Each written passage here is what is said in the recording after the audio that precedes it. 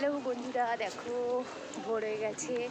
আমরা এখন স্নান করে সব দিদিরা সবাই যাচ্ছি। এই দেখো অসীমদার বউ আগে চলে গেল তো।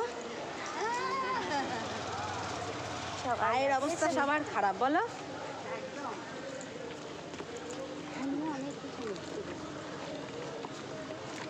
জানি না কী হবে, বাবা কি করবে সামনের বার।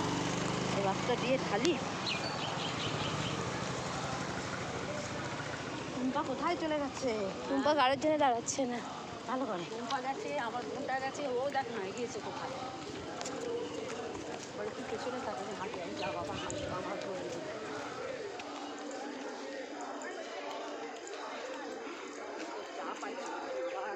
স্নান করেছি দেখো বন্ধুরা, গঙ্গায় স্নান করলাম। এখানে ঈশান ঘাট আছে, ঈশান ঘাটে আমরা সবাই স্নান করেছি।